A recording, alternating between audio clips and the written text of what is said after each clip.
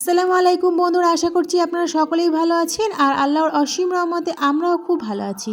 তো বন্ধুরা, ঈদের দিনকে স্পেশাল গরুর মাংসের স্বামী কাবাব রেসিপিটা বানিয়েছিলাম, তাই আজকে আমি আপনাদের কাছে শেয়ার করছি। আশা করছি ঈদ স্পেশাল গরুর মাংসের স্বামী কাবাব রেসিপিটা আপনাদের কাছে ভীষণ ভালো লাগবে। তো আশা করছি বন্ধুরা স্কিপ করে দেখবেন না, আর ভিডিওটা শুরু করার আগে ছোট্ট একটা লাইক দিয়ে শুরু করবেন। তো চলো শুরু করা যাক কেমনভাবে আমি আজকে ঈদ স্পেশাল স্বামী কাবাব রেসিপিটা বানিয়েছি, খুব সহজভাবে আর চটজলদি, কোনো ঝামেলা ছাড়াই। তো চলো শুরু করা যাক কথা না বাড়িয়ে।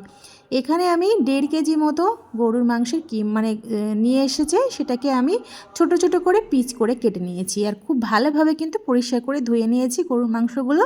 এবার আমি এক এক করে গোটা মশলা আমি এখানে দিচ্ছি। এখানে আমি দুটো রসুনের আস্ত কোয়াগুলো সব খুব ভালোভাবে আমি ছাড়িয়ে নিয়েছি, আর একটা বড় সাইজের আদা সেটাকে কুচি কুচি করে দিয়ে দিয়েছি। আর এখানে এবারে পেঁয়াজ আমি দিচ্ছি, দুটো মিডিয়াম সাইজের পেঁয়াজ কুচি রেখেছিলাম, সেই পেঁয়াজটা এখানে দিয়ে দিচ্ছি।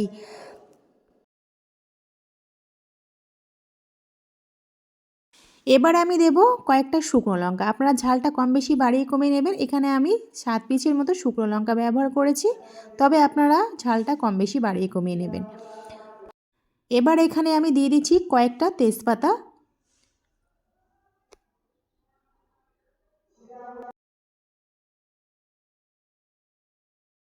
এবার এখানে বেশ কয়েকটা লবঙ্গ দিয়ে দিলাম, আর এখানে ডালচিনি, বেশ কয়েক টুকরো এখানে ডালচিনি আমি এখানে দিয়ে দিচ্ছি। এবারে বেশ একটু বেশি করে আমি এখানে এলাচটা দিচ্ছি, এতে করে কিন্তু ফ্লেভারটা খুব সুন্দর আসে।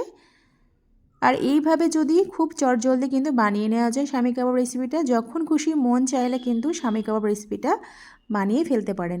আর ছোট থেকে বড়দের সবারই কিন্তু ভীষণ ভালো লাগবে। এবার আমি এলাচগুলো দিয়ে দিয়েছি। এবার আমি একটা প্রেসার কুকার নিচ্ছি, এতে আমি পুরোটা দিয়ে দিচ্ছি। আমি একটু তাড়াতাড়ি সিদ্ধ করার জন্য, তবে কিন্তু আপনারা কিন্তু এমনি কড়াইতে দিয়েও সিদ্ধ করতে পারেন, তাহলে কোনো অসুবিধা নেই। তবে আমার মনে হয় খুব তাড়াতাড়ি একটু সিদ্ধ হলেই যথেষ্ট।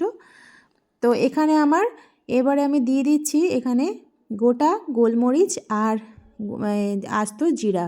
তো বেশ কয়েকটা আমি গোলমরিচ দিয়েছি, বেশি দিচ্ছি না, গোলমরিচের একটা ঝাঁঝ থাকে, সেই জন্য বেশি দিনে অল্প করে দিয়েছি।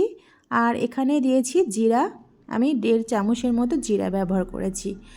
আর এখানে আমি 2 কাপের মতো ছোলার ডাল নিয়েছি।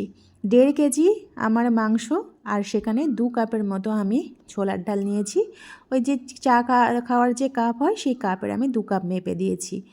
এবারে খুব ভালোভাবে ছোলার ডালগুলো ধুয়ে আমি এখানে দিয়ে দিয়েছি। আমি কিন্তু ছোলার ডাল কোনো ক্রমে ভিজিয়ে রাখিনি, আর আমি কিন্তু সাথে সাথেই ধুয়ে আমি এখানে দিয়ে দিয়েছি প্রেসার কুকারে। এবারে দিয়ে দিলাম স্বাদ মতো লবণ। এবারে 1 চামচের মতো হলুদ গুঁড়া দিয়ে দিচ্ছি, আর একটু কাশ্মীরি লঙ্কা, কালারটা খুব সুন্দর আনার জন্যে একটু কাশ্মীরি লঙ্কা 1 চামচের একটু ব্যবহার বেশি করেছি, 1 চামচের একটু বেশি। এবার আমি একটু তেল দিচ্ছি, সরিষার তেল অল্প করেই দিয়েছি। এবার আমি খুব ভালোভাবে নেড়ে নিচ্ছি। এবার একটা চামচ দিয়ে আমি মাংস আর সব গোটা মশলাগুলো সব সাথে একসাথে খুব ভালোভাবে মিশিয়ে নিচ্ছি। তো আমার ভিডিও যে যেখান থেকে পারছেন দেখছেন, দেশ বা বিদেশে বাইরে, তাদেরকে অসংখ্য অসংখ্য ধন্যবাদ আমার এই আজকের ঈদ স্পেশাল গরুর মাংসের স্বামী কাবাব রেসিপিটা দেখার জন্যে।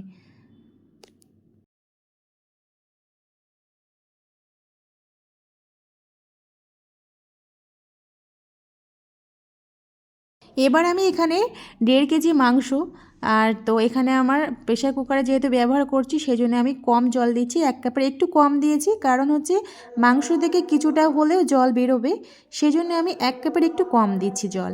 এবারে 2 থেকে 3 বার সিটি মেরে আমি প্রেসার কুকারে রেখেছিলাম, তারপরে আমি খুলে দিচ্ছি প্রেসার কুকার থেকে। একদম দেখতে পাবেন কোনো জল নেই এক্সট্রা।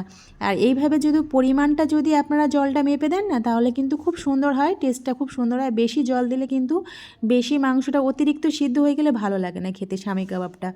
তো দেখতে পাচ্ছেন একদমই কিন্তু জল নেই আমার।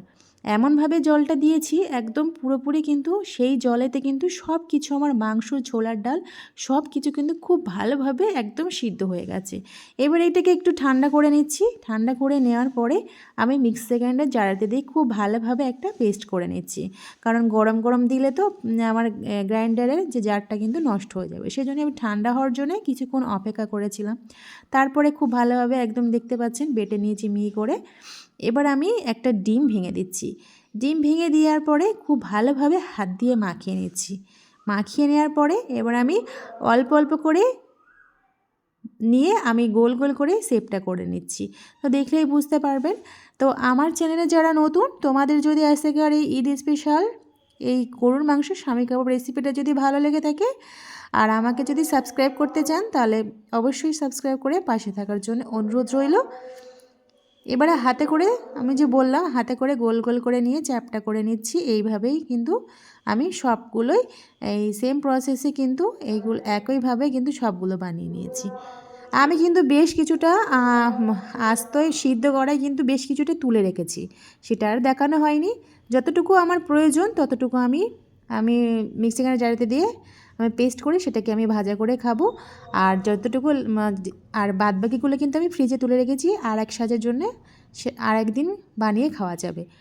তো এবার আমি তেল গরম করতে দিয়েছি। তেল গরম করার পরে এক এক করে দিয়ে দিয়েছি। দেওয়ার পরে এপিট ওপিট দুপিটি একটু লাল লাল করে নিলেই হবে। আর খেতে কিন্তু খুব সুন্দর হয়েছিল বন্ধুরা।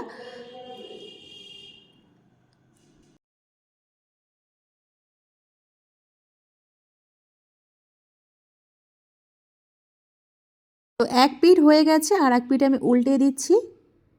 এইভাবে এপিট ওপিট দুপিটি কিন্তু মিডিয়াম আঁচে ভাজতে হবে। বেশি জোরে দিলে কিন্তু উপর থেকে পুড়ে যাবে আর কালারটা কিন্তু অন্যরকম হয়ে যাবে আর টেস্টটা কিন্তু একদমই নষ্ট হয়ে যাবে। বেশি ভাজার প্রয়োজন নেই, একটু কালারটা একটু চেঞ্জ হলেই তুলে নিলেই যথেষ্ট। তো আজকে আমার এই স্বামী কাবাব স্পেশাল ঈদ স্পেশাল রেসিপিটা কেমন লাগলো কমেন্টে কিন্তু জানাতে ভুলবেন না। লাইক করবেন, প্রয়োজনে শেয়ার করবেন বন্ধুদের কাছে। আজকে এই পর্যন্ত, আবার অন্য এক রেসিপি নিয়ে আপনাদের সঙ্গে হাজির হব। তো বন্ধুরা সুস্থ থাকবেন, ভালো থাকবেন আর নিজেদের খেয়াল রাখবেন। তো আজকে এই পর্যন্ত, আবার অন্য এক রেসিপি নিয়ে হাজির হব। খোদা হাফেজ।